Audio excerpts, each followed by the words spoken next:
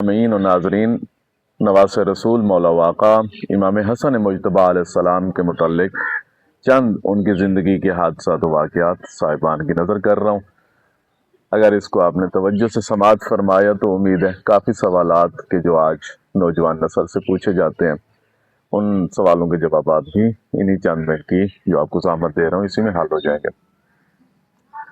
3 ہجری 15 ماہ مبارک رمضان کو مولا واقع امام حسن مجتبیٰ سرکار مولا امیر کائنات علی ابن ابی طالب اور خاتون جنت بنت پیمبر بی بی سیدہ فاطمہ الزہرا سلام اللہ علیہا کے گھر میں تشریف لائے۔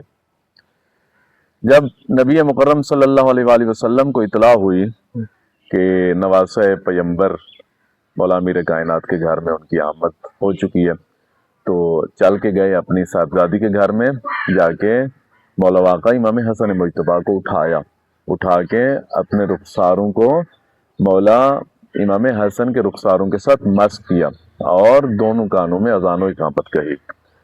سرکار ختمی مرتبت بہت زیادہ انس و محبت تھا مولا امام حسن اور مولا امام حسین علیہ السلام سے، بہت زیادہ محبت کرتے تھے۔ کئی مقامات پہ فرما چکے تھے کہ یہ شہزادے میری آنکھوں کا نور ہیں، یہ شہزادے میری آنکھوں کی ٹھنڈک ہیں، میرا بدن ان شہزادوں کا بدن ہے، میرا جسم ان شہزادوں کا جسم ہے۔ ایک مرتبہ مسجد نبی میں خطبہ ارشاد فرما رہے تھے ممبر پہ بیٹھ کے، تو مولا امام حسن مجتبیٰ 3.5 یا 4 سال کا سن ہوگا، مولا امام حسن مجتبیٰ مسجد نبی کی دہلیز عبور کر کے صفوں کو چیرتے ہوئے خرامہ چل کے نبی مکرم کے قریب جانا چاہتے تھے کہ اتنے میں جو ہے زمین پہ گر پڑے۔ اب خطبے میں کیا ہوتا ہے، نبی مکرم قرآن مجید کی آیت ہوگی، اس کی تفسیر بیان فرما رہے ہوں گے، واضح و نصیحت کر رہے ہوں گے، لوگوں کو ڈرا رہے ہوں گے، لوگوں کو خوشخبریاں سنا رہے ہوں گے۔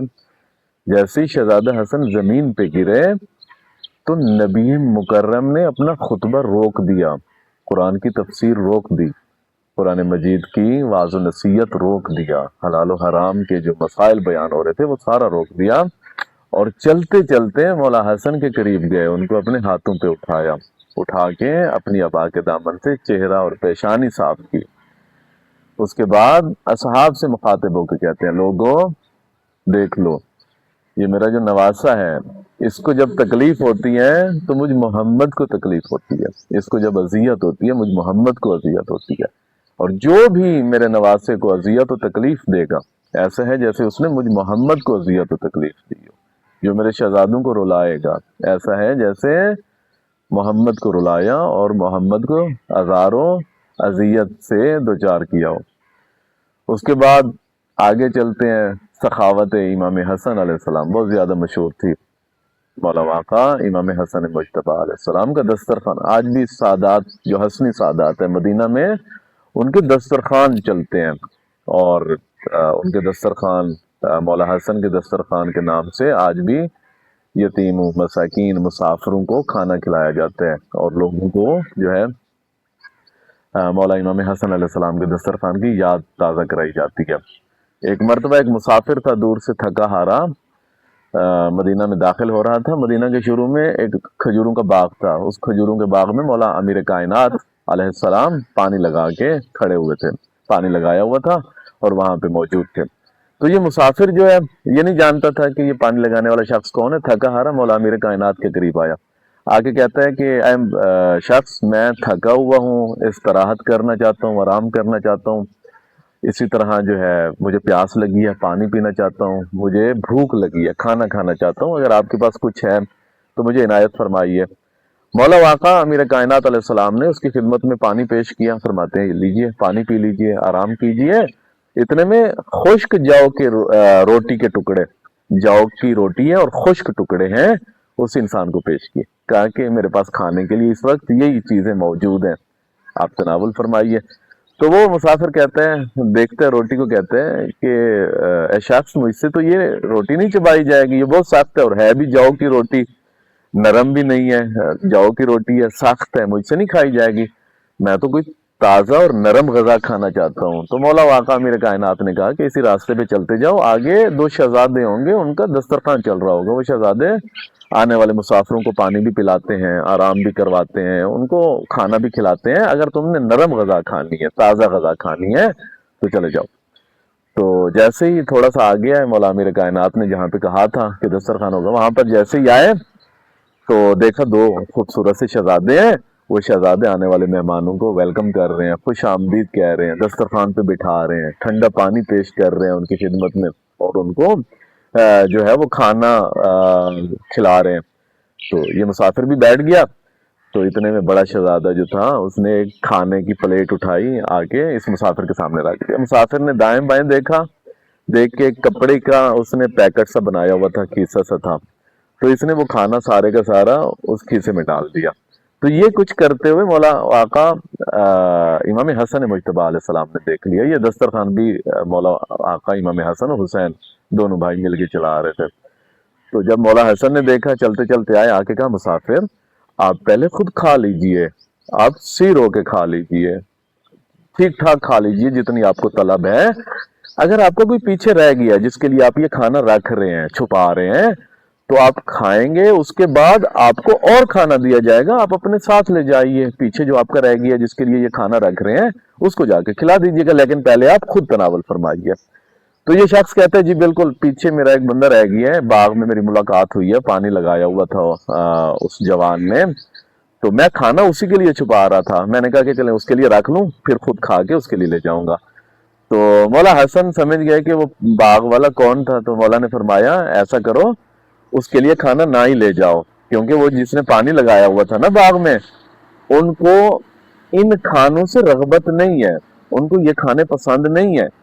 ان کو جو کھانا پسند ہے یا جس کھانے سے ان کو رغبت ہے، وہ کھانا ان کے پاس موجود تھا، یعنی جاؤ کی روٹی اور سوکھی روٹی جاؤ کی، وہ یہ کھانے پسند نہیں کرتے ہیں، وہ وہی کھانے پسند کرتے ہیں، ان کے لیے کھانا نہ لے جاؤ۔ مولا واقع امام حسن مجتبی علیہ السلام کی سخاوت۔ اب لوگ مولا امام حسن مجتبی کی صلح کو لے کر کافی جو ہے وہ لوگ اپنی طرف سے فرضیہ درست کرتے ہیں اور اعتراض کرتے ہیں۔ کچھ تو کہتے ہیں کہ حسن مولا نے بیعت کر لی تھی، یعنی صلح کو بیعت کا نام دیتے ہیں، یہ سراسر غلط ہے۔ صلح اور بیعت میں زمین آسمان کا فرق ہے۔ صلح یعنی کیا؟ صلح وہی جیسے صلح حدیبیہ، نبی مکرم صلی اللہ علیہ وآلہ وسلم نے، سرکار خاتم مرسل نے، سردار انبیاء نبی نے، اللہ کے محبوب نبی نے مشرکین سے صلح کی تھی، بیعت کو نام نہ دیا جائے، صلح کی تھی۔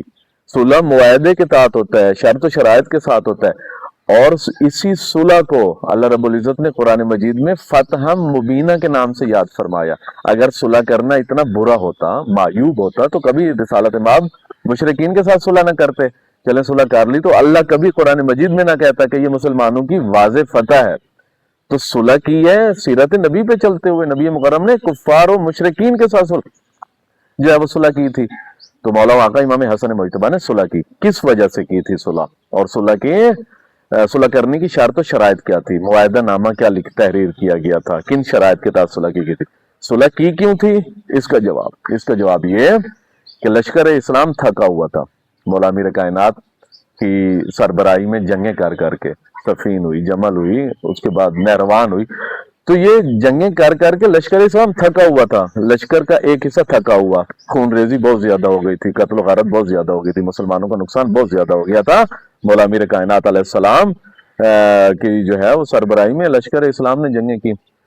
ایک وجہ یہ کہ لشکر اسلام تھکے ہونے کی وجہ سے مولا حسن جان رہے تھے کہ اگر میں بھی تلوار نکال لوں گا تو بہت زیادہ نقصان ہو جانا ہے، نقصان پہلے بھی ہو چکا ہے اور بھی بہت زیادہ ہو جائے گا، اس لیے تلوار نہیں نکالی اور صلح کو اولویت دی۔ دوسری وجہ کیا؟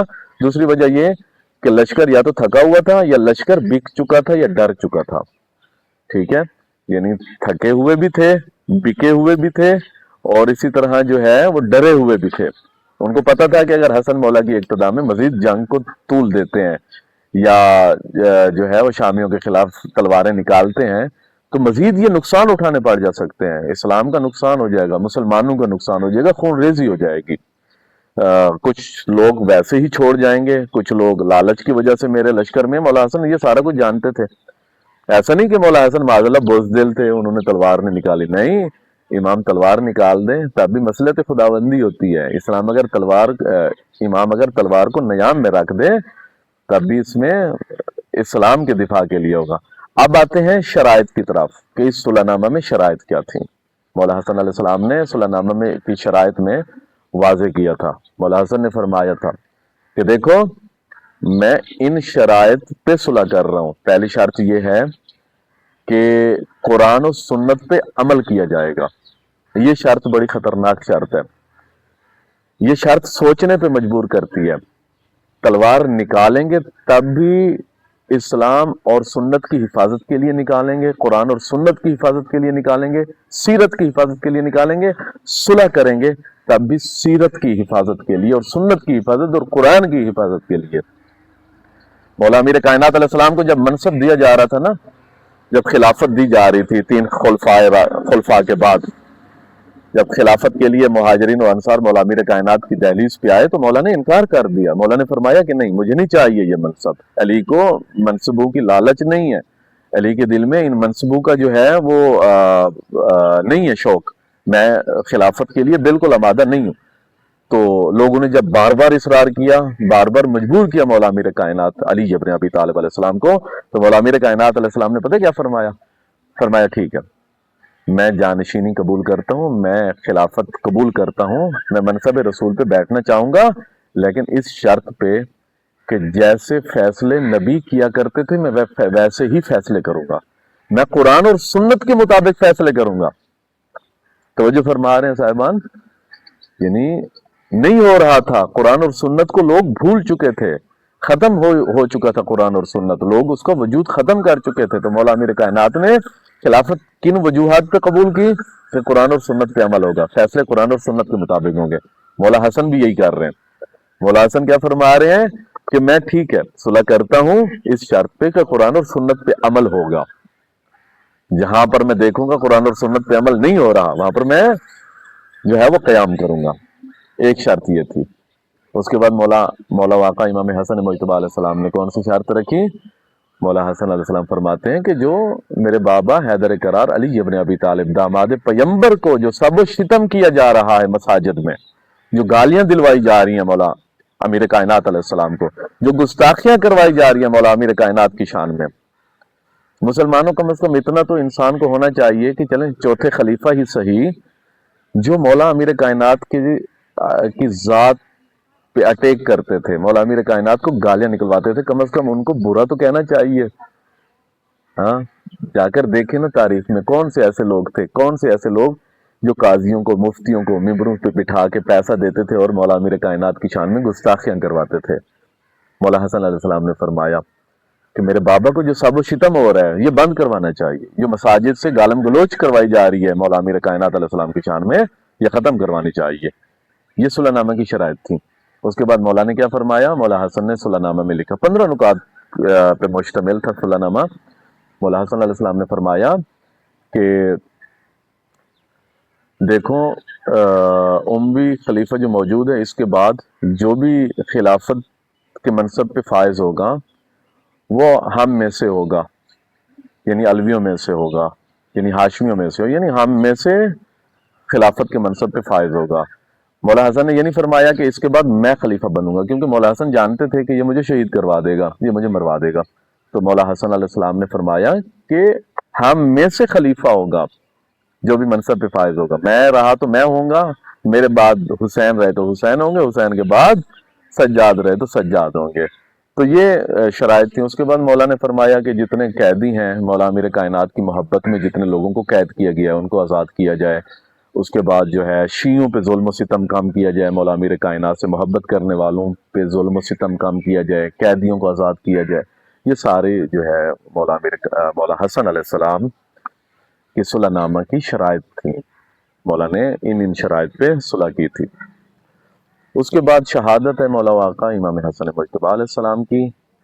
کسی چیز پہ بھی عمل نہیں کیا گیا. اگر عمل کیا گیا ہوتا تو کبھی بھی قیام حسینی وجود میں نہ آتا, یعنی قرآن سنت پہ اگر عمل ہوتا تو مولا امام حسین قیام نہ کرتے. کسی ایک معاہدے پہ اگر عمل کیا جا رہا ہوتا تو آخر میں کیا ہوا کہ جب یزید خلیفہ بنا, یزید جو ہے وہ تخت پہ بیٹھا, تو مولا حسین علیہ السلام نے فرمایا کہ یہ تو معاہدے کے خلاف ہے, یہ تو صلح نامے کے خلاف ہے کیونکہ صلح نامے میں لکھا گیا تھا اس لکھے ہوئے کے مطابق مجھے خلیفہ بننا چاہیے، لوگ میری بیعت کرتے الٹا مجھ سے بیعت مانگی جا رہی ہے۔